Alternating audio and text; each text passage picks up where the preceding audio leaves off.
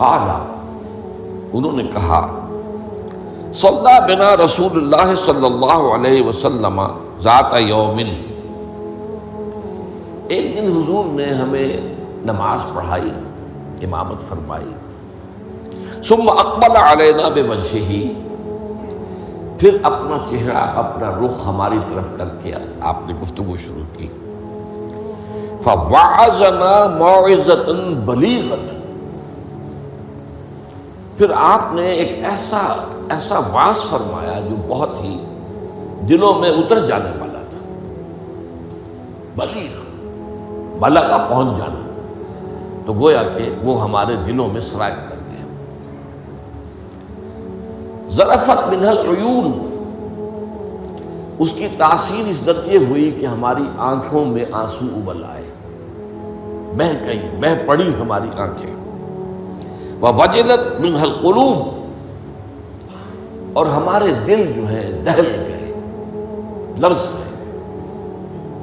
فقال رجل، تو عرض کیا ایک شخص نے، یا رسول اللہ، اے اللہ کے رسول صلی اللہ علیہ وسلم، کأن ہذہ موعظۃ مودع، یہ تو ایسا محسوس ہو رہا ہے کہ آپ کا یہ وعظ وداع کرنے والے کا وعظ ہے، یعنی کہ گویا کہ آپ اب ہم سے رخصت ہونے والے ہیں۔ معلوم ہوتا ہے کہ یہ آخری وعظ ہے جو آپ نے ارشاد فرمایا، جس درجے کا بلیغ اور مؤثر وعظ آپ نے، اور دلوں میں کھپ جانے والا، جس سے آنکھوں میں آنسو کے جو دریا بہنے لگے اور دل جو ہے دہل گئے۔ تو کأن ہذہ موعظۃ مودع، وداع کرنے والا، مودع، تو جیسے وہ جاتے ہوئے آخری وقت میں نصیحت کرتا ہے، آپ کی معلوم ہوتا ہے ایسی نصیحت ہے۔ فأوصنا، تو ہمیں ذرا مزید وصیت فرمائیے کہ آپ ہمیں کیا تاکید کر رہے ہیں، اگر یہ واقعی آپ کا اس دنیا سے رخصتی کا وقت قریب آ گیا ہے تو پھر ہمیں وہ باتیں بتائیے کہ جن کی ہمیں سب سے زیادہ ضرورت ہوگی۔ اب یہاں سے حضور کا قول شروع ہو رہا ہے۔ فقال، حضور نے فرمایا، اوصیکم بتقوی اللہ، سب سے پہلے تو میں وصیت کرتا ہوں تمہیں اللہ کا تقوی اختیار کرنے کی۔ تقوی کے معنی بہت مرتبہ بیان ہو چکے، بچنا، اور یہ تقوی ایک دنیا کا ہے، ایک آخرت کا ہے۔ دنیا میں معصیت سے بچنا، گناہوں سے بچنا، اللہ کی نافرمانی سے بچنا، شریعت کے حدود سے تجاوز کرنے سے بچنا، یہ بچنا ہے، بچ کر چلنا۔ جیسے کہ کسی گھنے جنگل میں سے گزرنا پڑے انسان کو، اور وہاں کوئی پگڈنڈی بھی نہیں، کوئی راستہ بنا ہوا نہیں، اونچی اونچی گھاس ہے اور درخت ہے، اور اگر وہ امیزون کا ٹاس ہو یا کانگو کا ٹاس ہو تو درختوں سے لٹکے ہوئے بھی سانپ موجود ہوتے۔ تو اب ظاہر بات ہے کہ آدمی کس طرح چوکنا ہو کر پھونک پھونک کر قدم رکھے گا، کہیں ایسا نہ ہو کہ کوئی سانپ کنڈلی مارے بیٹھا ہو اور میرا پاؤں اس پر پڑ جائے، یا اور کسی موذی جانور کا کوئی بھٹ ہو، کوئی بل ہو اور اس میں میرا پاؤں پڑ جائے۔ تو یہ بچ کر چلنا کہ لو سانس بھی آہستہ کہ نازک ہے بہت کام، آفاق کی اس کارگہ شیشہ گری کا، ہر سانس کا لحاظ رکھو۔ تو سب سے پہلے تو اوصیکم بتقوی اللہ، نمبر 2 والسمع والطاعۃ، ایک نظم جماعت جو ہے، تمہاری اجتماعیت، صاحب باتیں میرے بات خلافت ہوگی۔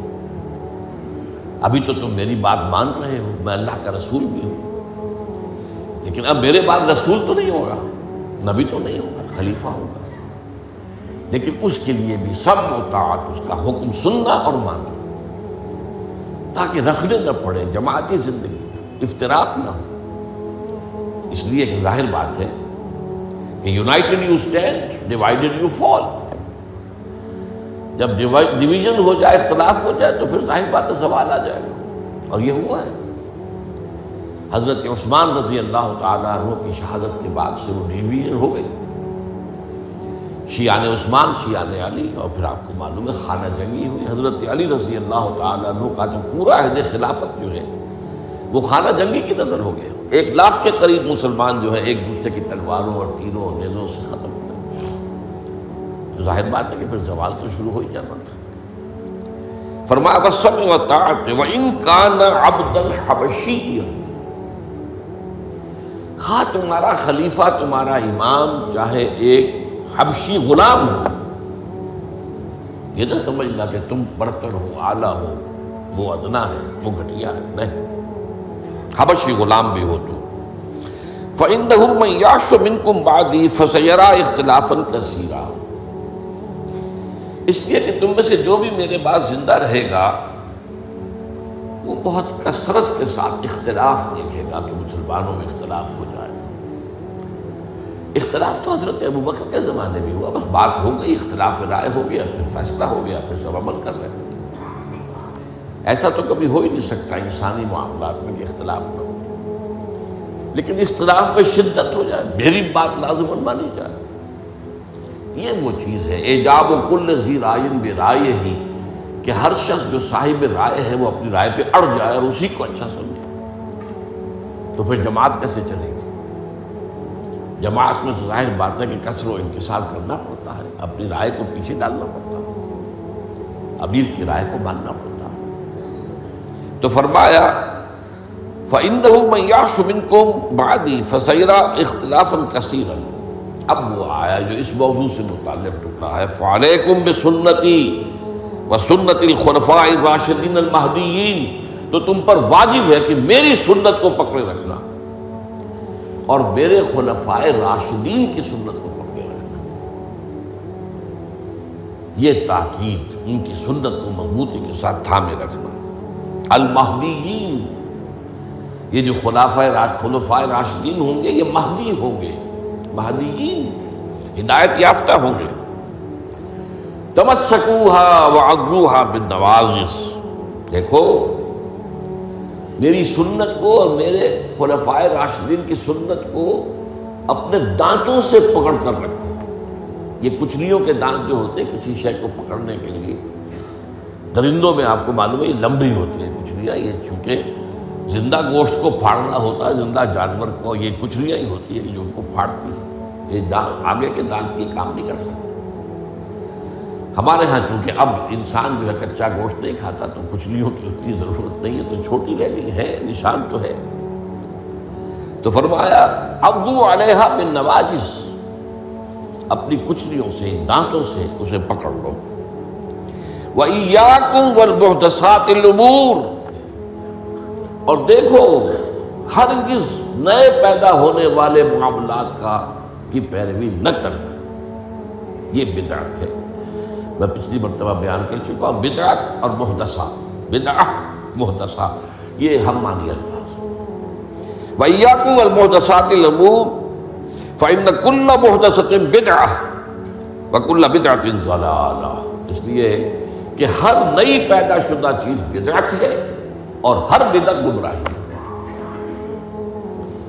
میں نے اس اعتبار سے آپ کو یاد ہوگا کہ بدعت کے جو اسباب پیدا ہیں وہ بھی کل پچھلی مرتبہ بیان کیے تھے۔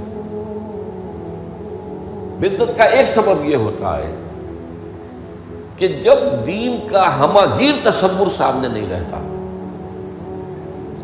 دین کے ہماگیر تصور میں عبادات بھی ہیں، معاملات بھی ہیں، اور معاملات کی اہمیت زیادہ ہے۔ معاملات کی کوتاہی کو اللہ معاف نہیں کرے گا، عبادات کی کوتاہی کو اللہ معاف کر دے گا، وہ تو اللہ کے لیے ہے نا۔ تو اللہ تعالیٰ تو بہت معاف فرمانے والا ہے، یہ انسانوں کا حق اللہ کیسے معاف کرے گا؟ آپ نے کسی کا حق مارا ہے تو اس کا حساب کتاب تو ہو کر رہے گا، یا تو آپ کے کچھ برے اعمال، اس کے کچھ برے اعمال، گناہ آپ کے حساب میں آئیں گے، اور یا آپ کی کچھ نیکیاں ہوں گی تو وہ دے دی جائیں گی اس کو جس کا کہ حق آپ نے مارا۔ وہ گیو اینڈ ٹیک وہاں ہوگا، کریڈٹ ڈسکریڈٹ جو ہے وہ ہوگا، کریڈٹ اور ڈیبٹ وہ ہو کر رہے گی۔ اب تیسری چیز اور ہے، عبادات، معاملات، اور سب سے اوپر اللہ کے دین کو غالب کرنے کی جد و جہد۔ یہ ہم نے حضرت معاذ کی حدیث میں پڑھا ہے، وَضَرْبَتِ السَّلَامُ مِنْ الْجِهَادُ فِي سَبِيلِ اللَّهِ۔ اسلام ایک درخت کے مانند ہم نے دیکھا، وہاں حضور نے مثال دی، اس کی جڑ ہے وہ تو ہے شہادت اللہ الہ الا اللہ وان محمد رسول اللہ، ایک تنا ہے اقام الصلاۃ و ایتاء الزکات و ضربۃ السلام منہ، اور آپ کو معلوم ہے کہ اصل جو درخت سے مطلوب ہوتا ہے وہ تو اوپر ہوتا ہے۔ ٹھیک ہے، بعض درختوں کی لکڑیاں بھی کام میں آ جاتی ہیں، جلا کے بھی لیتے ہیں یا وہ اس سے فرنیچر بن جاتا ہے، لیکن اصل جو ہے پودا لگایا ہے تو پھول کے لیے، پودا لگا درخت لگایا تو آم کے لیے، وہ کہاں ہوتا ہے؟ وہ تو جڑ میں تو نہیں لگتا، وہ تنے پر نہیں لگتے، وہ تو اوپر۔ تو وہ جو چوٹی ہے وہ جہاد فی سبیل اللہ ہے۔ اب کچھ لوگوں کی زندگی سے یہ جہاد خارج، انہیں تصور ہی نہیں کہ یہ بھی کوئی فرض ہے، باطل کے نظام کے تحت آرام سے رہ رہے، پاؤں پھیلا کر سوتے ہیں، اپنا پروفیشن، اپنا کاروبار، اپنا دھندا، انہیں اس سے غرض ہی نہیں کہ ہو کیا رہا ہے ماحول میں، اللہ کے دین کو کیسے اس کی دھجیاں بکھیری جا رہی ہیں، شریعت کو کیسے پامال کیا جا رہا ہے، دین میں کیسی تبدیلیاں کی جا رہی ہیں، انہیں فکر ہے۔ تو ادھر سکڑ کر آ گئے۔ اور کچھ لوگ وہ ہیں جو معاملات کو بھی چھوڑ بیٹھے، کاروبار میں تو سود کیا کریں، لینا ہی ہے، دینا ہی ہے، بینک سے روپے لیے بغیر کاروبار کیسے بڑھائیں، کارخانہ تو لگانا ہی ہے، تو بینک سے تو قرض لینا ہی ہے، چھوٹے مکان میں کیسے رہوں، بڑی حویلی تو بنانی ہی ہے، وہاں سے جو ہے بینک سے قرضہ لینا ہی ہے، یا اسی طریقے سے اور کا معاملات کے اندر جو ہے وعدہ خلافی ہو رہی ہے، جھوٹ ہے، وغیرہ وغیرہ، دھوکہ ہے۔ اب وہ دین سکڑا، ایک حصہ اقامت دین کی جد و جہد خارج از بحث، معاملات اس کے اندر بھی کمی، تو اب سارا جو گاڑھا پن ہے وہ عبادات میں آ گیا۔ میں نے مثال دی تھی آپ کو کہ ایک تشلا ہوتا ہے نا، اس میں پانی بھرا ہوا ہے، 1 انچ اونچا ہے، 2 انچ اونچا ہے، اسی کو آپ کسی جار میں ڈال دیجئے وہ 1 فٹ اونچا ہو جائے گا۔ تو جب آپ نے یہ بیس اس کا تنگ کر دیا، نہ اقامت دین کی جد و جہد رہی اور نہ معاملات کی پیروی رہی، تو سارا زور اب عبادات، ہر سال عمرہ فرما رہے ہیں، کمائی حرام کی ہے۔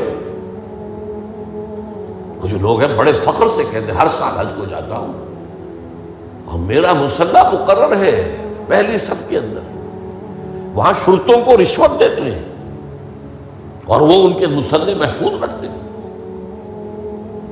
سمجھتے بڑی نیکی کا کام کر رہے ہیں۔ حالانکہ دیکھیے، میں خاص طور پر آپ کو بتا دوں، حضور صلی اللہ علیہ وسلم نے جو عمرہ قضا تھا صلح حدیبیہ کے بعد ہوا، اس کے بعد کوئی عمرہ نہیں کیا۔ سن 8 ہجری میں مکہ فتح ہو گیا، اس کے بعد تو آپ بادشاہ تھے، اب کون روکنے والا تھا؟ کوئی عمرہ نہیں کیا۔ وہ ساری جد و جہد دین کو غالب کرنے کے لیے ہو رہی ہے، آپ کا سارا وقت اس میں لگا ہوا ہے۔ پھر حج نہیں کیا،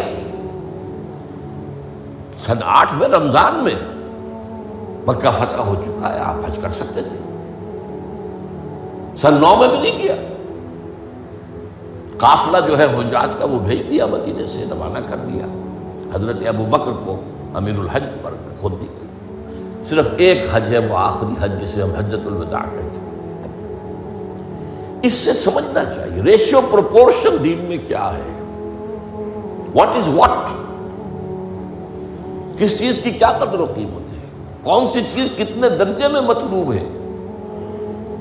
یہ جب جو ہے جیسا کہ میں نے کہا یہ دین کا تصور سکڑے گا تو عبادات، اور یہ عبادات خلوص کے ساتھ ہو رہی ہوں گی، اور ان عبادات کے اندر تشدد بھی ہوگا اپنے اوپر اور مبالغہ ہوگا، بڑھاتے چلے جائیں گے، اور یہاں تک کہ اس میں بدعات ایجاد ہو جائیں گی۔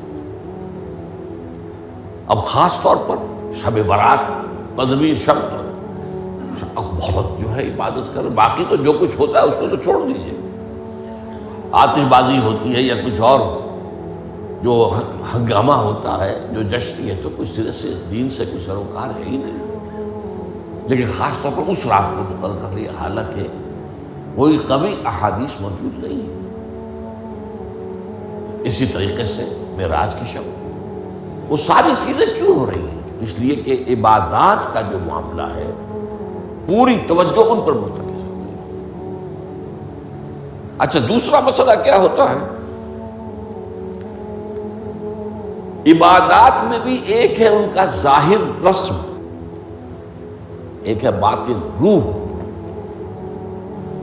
ایک نماز کا ظاہر ہے، فقہی طور پر آپ نے بالکل صحیح نماز پڑھ لی، صحیح وضو کیا، پھر اس کے بعد آپ نے تکبیر تحریمہ کہی، ہاتھ اٹھائے، باندھ لیے، سنا پڑھی، فاتحہ پڑھی، کچھ اور قرآن کا حصہ پڑھا، پھر رکوع میں گئے، تسبیحات کی، پھر کھڑے ہو گئے، پھر سجدے میں گئے، پھر بیٹھے، پھر سجدے میں گئے، پھر اٹھ کھڑے ہوئے۔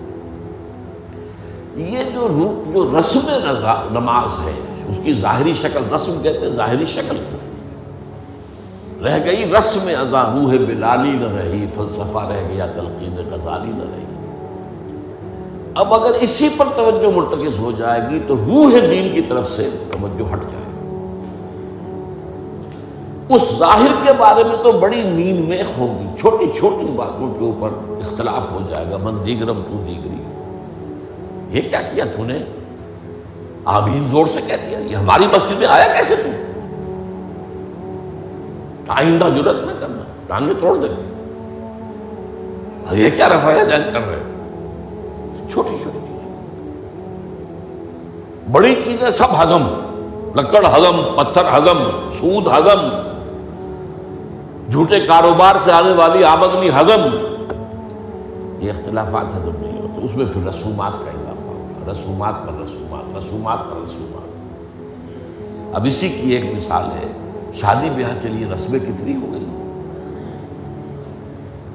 ہم نے تحریک شروع کی، اللہ کا شکر ہے، کچھ چرچا ہے، بھائی نکاح مسجد میں کرو، لڑکی والوں کے ہاں کوئی دعوت طعام اس کا ثبوت نہیں ہے۔ دعوت طعام ایک ہے، اور وہ دعوت ولیمہ ہے لڑکے کی طرف سے، اس کا گھر آباد ہوا ہے، وہ اپنی خوشی منائے، سیلیبریٹ کرے اپنے دوستوں، یہ ثابت ہے، اس کی تاکید ہے۔ باب الولیمہ حدیث کی کتابوں کے اندر پورا باب ہے، باقی اور کوئی نہیں۔ اب یہ ہمارے ہاں بارات چڑھ رہی ہے اور پہلے سرا بن رہا ہے، اور پھر وہاں کچھ پیسے پیش کیے جا رہے ہیں، پھر وہ بارات گئی ہے جتھا بن کر، اور وہ لڑکی والوں کے ہاں جو ہے وہاں نکاح ہوا ہے، اور وہاں پھر وہ جو کھانے کھائے جا رہے ہیں ان میں جو آپ کو معلوم ہے اسراف ہو رہا ہے، جو کھانا جو ہے برباد ہو رہا ہے جس طریقے سے کھاتے ہیں، یہ ساری چیزیں۔ اور پھر کتنی دعوتیں ہوتی ہیں، مہندی کی دعوت ہو رہی ہے، مہندی کی رسم ہو رہی ہے، ابھی تو تاریخ لینے جا رہے ہیں لڑکی والوں کے ہاں، وہ دعوت ہو رہی ہے، جشن ہو رہا ہے، پر ہوتا کہاں ہے یہ؟ جن لوگوں کی حرام کی کمائی جو ہے، جن کے پاس انبار اس کے ہیں، وہ اپنی دولت کے اظہار کے لیے یہ سارے کام کرتے ہیں، اور اس کا نام تبذیر ہے قرآن مجید کی اصطلاح میں، تبذیر۔ ان المبذرین کانوا اخوان الشیاطین، یہ جو پیسے لٹانے والے ہیں اپنے نام و نمود کے لیے، شہرت کے لیے، دکھاوے کے لیے، یہ شیطانوں کے بھائی ہیں۔ نتیجہ کیا نکلتا ہے؟ آپ کے پاس تو دولت کے انبار تھے، آپ نے کیا، ایک غریب آدمی کی مصیبت ہو گئی، وہ کیا کرے؟ میری بیٹی کیا کہے گی؟ میری شادی پر میرا باپ یہ بھی نہیں کر سکتا۔ وہ کھاتے پورے کرتے ہیں جس طرح بھی ہو، کچھ بھی، کہیں حرام سے کمائیں، کہیں چوری کریں، کہیں ڈاکہ ڈالیں، کہیں رشوتیں لیں، جس کے ہاں چند بیٹیاں ہو جائیں اس کی نیندیں حرام ہو جاتی ہیں۔ جبکہ اسلام کا اصول یہ ہے، شادی میں لڑکی والوں کا ایک پیسہ بھی خرچ نہیں ہونا چاہیے، مہر لڑکا دے گا، محفل نکاح میں چھوارے لائے یا کچھ اور لائے، ٹافیاں لائے، کچھ آئے، منہ میٹھا کرانے کے لیے لڑکا لائے گا، ولیمہ لڑکا کرے گا، لڑکی والوں کو تو خرچ ہی نہیں، نہ جہیز کا کوئی تصور اسلام میں۔ لیکن ہمارے یہاں سارا معاملہ الٹا ہے۔ تو یہ ہے اصل میں جو اسباب ہوتے ہیں۔ اس میں میں نے ایک چیز آپ کو اور بتائی تھی، جہاں کوئی بدعت آئے گی وہاں سے کوئی سنت غائب ہو جائے گی۔ حدیث سنانے سے رہ گئی تھی، ما احدث قوم بدعۃ الا رفع مثلها من السنت، رواہ احمد رحمہ اللہ۔ کوئی قوم بھی کوئی بدعت ایجاد نہیں کرتی مگر یہ کہ اس کی جگہ سے سنت اٹھ جاتی۔